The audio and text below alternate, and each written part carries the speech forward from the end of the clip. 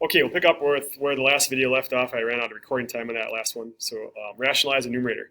So what I was saying before I got cut off was that normally we would not ask you guys to rationalize a numerator as a typical simplifying process, but it does have its purpose, and that's to change the form of the expression to something that's more workable when we talk about taking limits. Now, we really won't do this as a necessary process until we get to the last chapter in this course, chapter 12, which is a calc preview chapter. And by then you'll have forgotten that we had talked about this in chapter 1, but we will. So in about 3.5 months or so, we'll come back to the use of this. But today it's just for you to be able to do it. And rationalize the numerator is the same idea as rationalize the denominator. You're just going to actually purposely put the root at the bottom. We'll still use what's called the conjugate.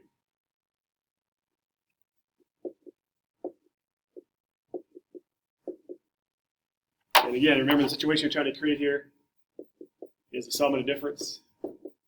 Because when you do, that allows you to basically use the multiplication idea of middle terms drop, square your first term, square your last term, and you eliminate the root.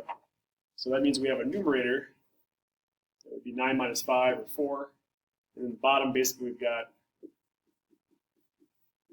12 plus 4 or 5. There is some simplifying that can be done. So one thing you kind of want to think about is, and on the last one, you notice I didn't multiply it in, and maybe I don't need to multiply it in. Just think about, before you start doing the multiplication, is there any kind of simplifying that I can do in advance? So one more time in terms of the numerator, if you square the 3, 9, square the root of 5, 5, 9 minus 5, 4, and that turns out we can do that.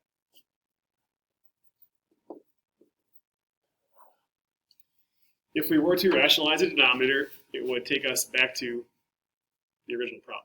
So rationalize a numerator is more or less, for now anyway, just can you do it? Okay. A couple other concepts here, and we'll wrap it up here in probably about 10 minutes. So one thing we want to do is discuss domain with you guys, and we're going to have a lot of questions that revolve around domain, chapter to chapter, depending on what we're working on. Sometimes it's just talking about a function. Sometimes it's a word problem where the domain is important as a kind of restriction to what's going on in the problem.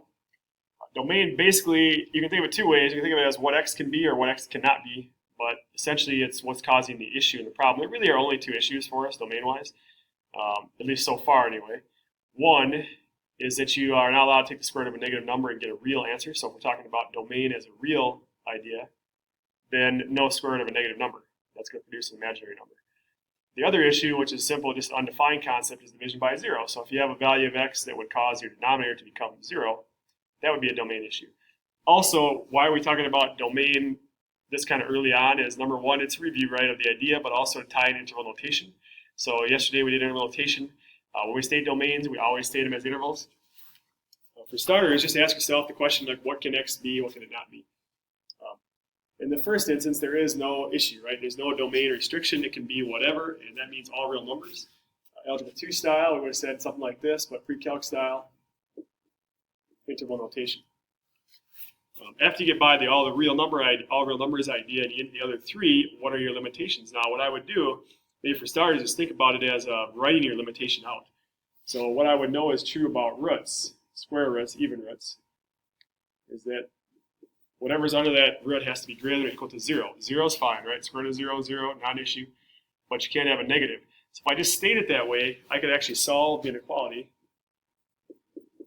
And then I know that my x values have to be greater than or equal to negative 5. Now, as an interval, we would say that's bracket negative 5 to infinity. So if it helps you at first to think about it as an inequality or as the restriction as an inequality and then solve that inequality, then translate it to an interval, that's fine. Now, what you may want to do is at some point is go, I don't need to do this actually. I can tell you where the first number that's going to be okay is negative 5. This is a way that is more of a reasoning kind of approach. Negative 5 causes 0. I know the numbers would have to be bigger than negative 5 to keep it positive. So basically, I just kind of reason it out, and I go right to the brackets without doing the inequality. You can take your pick. Early on, you might find yourself doing the inequality. Later on, you probably stop doing that and just sort of look at it. If we're looking at the third example, the restriction would be basically that whatever's in your denominator cannot be equal to 0, because that would cause an undefined division by 0 issue. Again, you could solve the equation as a not equal to equation. And say I can't have negative 5. I'm guessing for this type of problem, no one's going to write that equation down. You're just going to look at the denominator and go, well, it's obviously negative 5 causes a 0 denominator. I know I can't have that. Again, remind yourself of interval notation, so not a number. Negative infinity to negative 5, or negative 5 to infinity. So here's how we leave out a single number in our domain. Now, if you take the last one, you kind of have a mixture of 2 and 3 together. Basically, you're almost the same with the exception of one thing. We're not going to have equal to, because if you say equal to, you're saying that you can have 0 as a denominator, which in this problem you can't. So essentially just remove that. You're good to go. So it's very much like the one right above it, but parenthesis, -5 to infinity. So far for us, as domain issues go, typically it's going to be negative under an even root, not just a square root, but all even roots have that same problem, or division by 0. What causes division by 0? Okay, some other things to do just with other rational expressions is some simplifying stuff. So we're going to do a little bit of factoring and canceling and just some kind of manipulation type things and wrap this video up.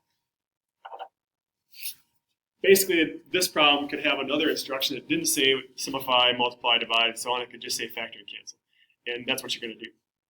So there's quite a bit of factoring going on. This problem kind of just tests your ability to do some factoring correctly. So I'm going to get started.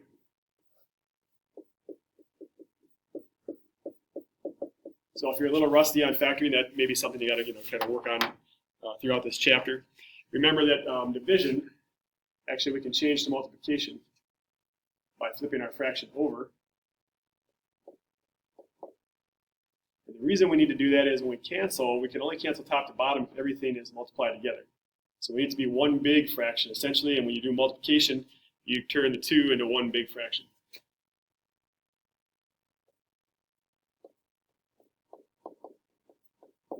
So there's doing the flip aspect of it, and then what I'm going to do now is just kind of slide those off to the side for a second and factor those.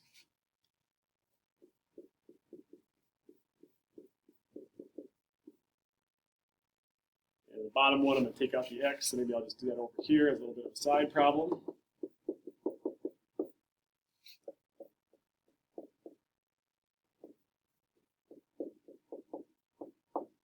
So this is kind of two things. It's organizational, number one, like you got everything put together correctly, and then number two, you're able to handle all the basic factoring.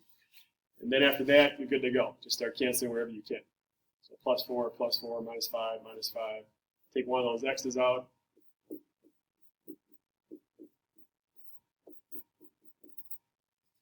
So again, factor and cancel, and then just try not to make any mistakes with your factoring.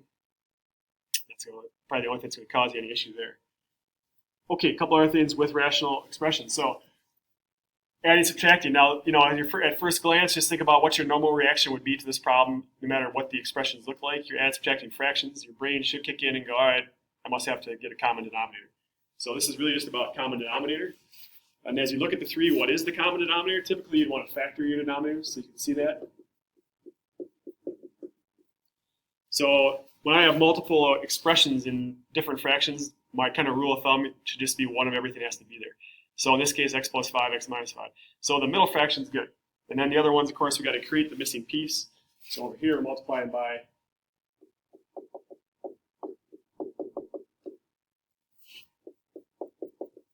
and over here by x + 5.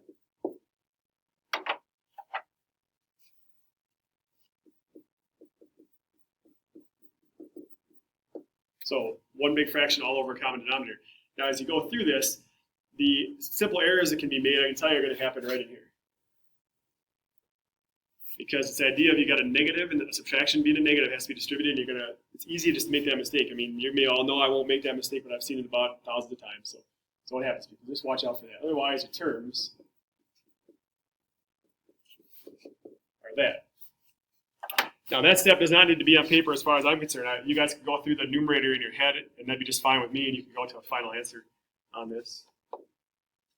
Anyway, putting it all together, we got 2x, and then let's see.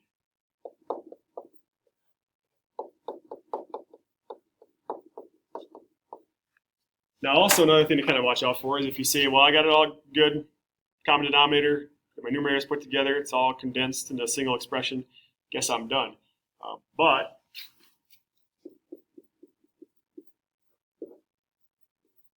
did you realize that you could factor and cancel? Those are the little just kind of twists and turns and things we'll throw in at you guys. It's not that it's a big deal, like it makes the problem more complicated, it's just you have to catch it. Right? So you get all that work done, initial round of work done, you feel like you've done a pretty good job with it, and all of a sudden you miss that last little bit of simplifying.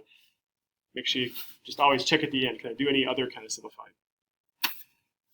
Complex fractions, we're going to throw a lot at you guys. Sorry, these two videos are going to be kind of quite a bit, but there's a lot of stuff in these two sections. Complex fraction is a fraction made up of fractions. Another way to say it, let's start by getting rid of all of our negative exponents.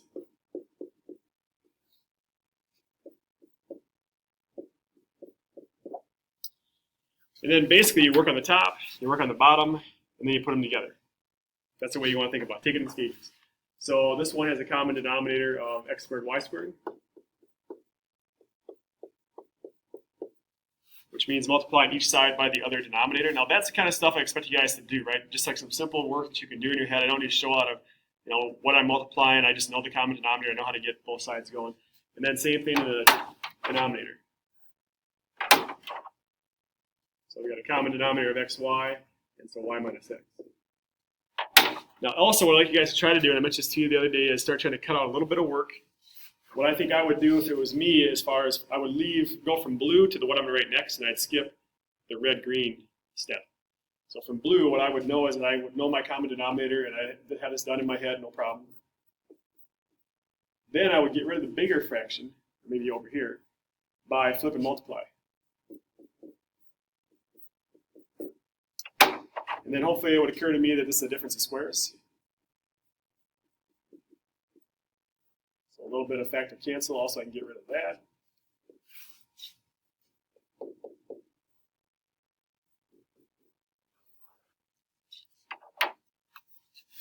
So there's already enough work there, right? So that red-green second step, why do I need that on paper? I don't. You guys should be able to put those together and go right to the black and then a little bit canceling and you're done. The problem's already got enough, so try to save yourself some work where you can.